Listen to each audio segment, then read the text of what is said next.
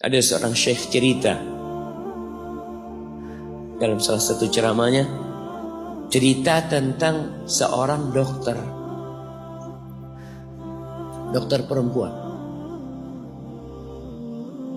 di sana, di Arab sana. Ada seorang anak lelaki bawa ibunya masuk ke dokter ini, subhanallah. Ibunya ini gila. Anak-anak muda, belum nikah, dia bawa ibu. Nanti ibunya tersenyum sendiri, ketawa sendiri. Masuk ke ruang dokter itu, mejanya dokter diputerin sama ibunya. Anaknya minta maaf, ya dok, kata dia, sekali-kali nanti ngeliat di televisi dokter itu ada gambarnya Ka'bah. Ibunya ngomong, nak, kau bukan nak ngomong, kamu bohong Mat, kau bohong sama ibu. Katanya mau dibawa umroh ibu, kata dia. Nanti diludahin anaknya, digigit anaknya, nanti kerudungnya ibunya terbuka, dipasangin lagi.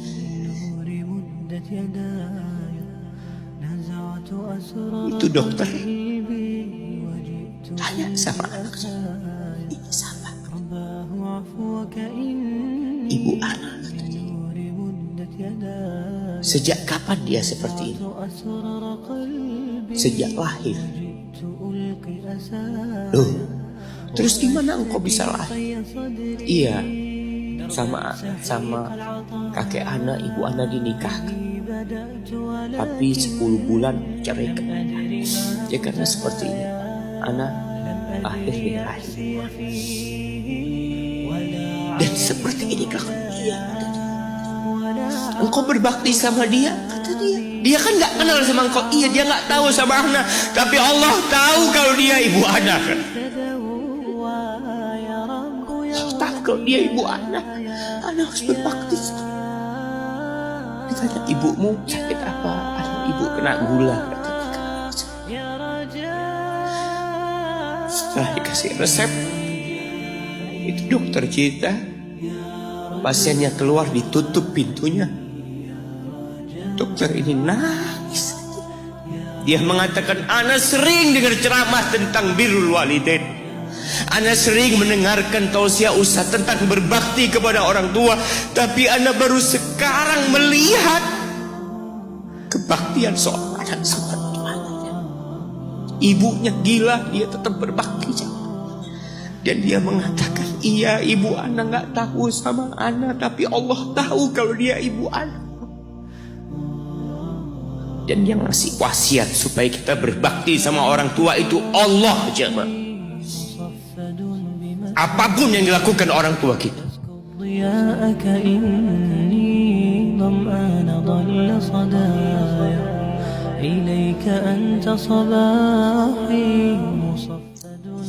Apalagi ibu. Allah katakan, hamalathu ummuhu kurha wa wada'athu kurha. Ibu kita, hamil kita itu dalam kondisi yang sulit.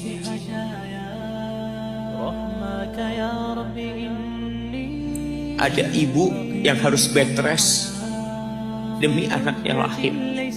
Demi kita lahir, ibu kita itu bed rest. Capek dikit keluar darah. Ada yang harus hamil kita dalam kondisi dia ditinggal sama suami. Dia harus cari nafkah sendiri. Ada yang harus muntah-muntah demi kita. Allah. Lalu kita berdiri buat ibu kita, capek.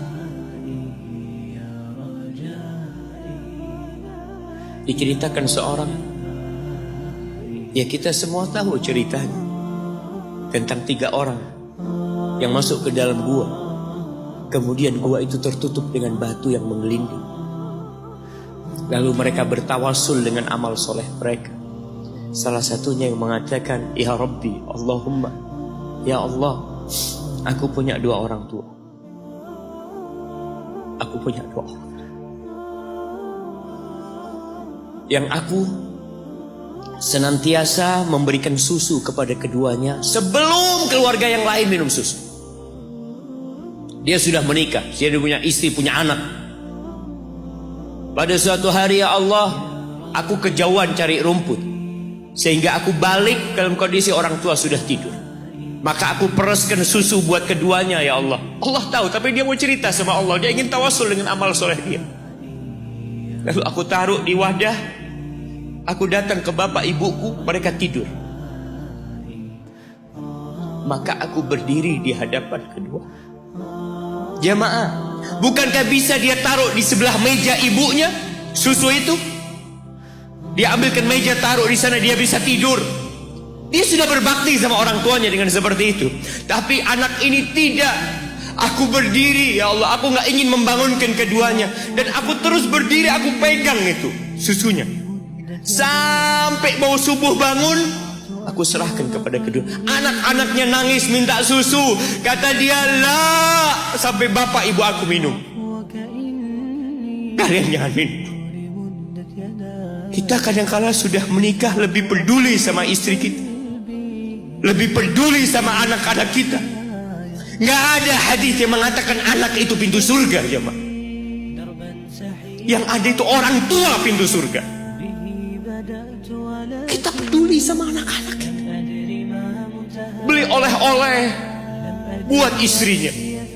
Ditelepon istrinya mau apa, kepingin apa. Pernahkah engkau telepon ibumu? Tanya, Umi kepingin apa, Umi? Ana lagi dalam perjalanan, Umi. Jamaah, itu anak, Masya Allah, dia berdiri. Kenapa dia kuat, jamaah? Karena dia tahu Allah yang nyuruh dia berbakti. Mungkin tidak ada yang melihat berdirinya dia, tapi Nabi ceritakan berdirinya dia. Dari malam jamaah sampai pagi, berapa jam dia ingat, ibuku hamil aku 9 bulan. Capek. Ana semakin tahu dengan tugas besar seorang ibu dan pengorbanan seorang ibu. Setelah Ana menikah, setelah Ana tahu bagaimana istri Ana hamil, ketika dia harus tidur gak enak, makan muntah aja, Ana melihat istri Ana sampai lemas dia. Ana ingat begini ibu Ana hamil. Lalu kita lupanya, mah. Kita sok sukses, mungkin engkau lebih sukses dari orang tua. Tapi kalau nggak ada bapak ibu, engkau nggak akan pernah lahir di muka. Allah ceritakan ibunya hamil dia. Wa wada'athu kurha, dan melahirkannya dalam kondisi sulit. Kadangkala perut ibu kita itu disobek demi kita keluar dari perut ibu kita. Antum meninggalkan luka di ibu, itu dijahit. Kalau antum anak ketiga, Allahu Akbar, berapa kali dibelah perut ibu kita aja. Tubuhnya jadi jelek gara-gara kita. Tapi dia gak peduli, yang penting antum lahir dengan selamat. Kalau ibu kita dikasih pilihan, ini gak bisa diselamatkan, salah satunya akan meninggal. Kira-kira apa kata ibu antum? Iya, gak apa-apa dok, selamatkan bayinya dok. Gak apa-apa dok, biar dia lahir dok. Subhanallah. Berapa banyak ibu yang meninggal dunia ketika dia melahirkan anak. Wa hamluhu wa fisaluhu 30 syahra. Hamilnya dan menyusuinya itu 30 bulan. Artinya bukan ketika antum lahir selesai lelahnya ibu kita. Memang ketika antum lahir dengan selamat, Allahu Akbar, ibu itu lupa dengan rasa sakit dia 9 bulan. Ibu itu lupa dengan jeritan dia mengeluarkan kita ketika kesakitan. Itu lupa. Dia tersenyum, dia bawa anaknya, ditaruh di dadanya. Allahu Akbar. Kalaupun ada air mata yang menetes, Itu air mata kebahagiaan orang tua dengan hadirnya kita di muka bumi ini. Lalu kita bisa berjalan. Kita nggak bisa apa-apa lahir. Allah rekam kebaikan ibu kita.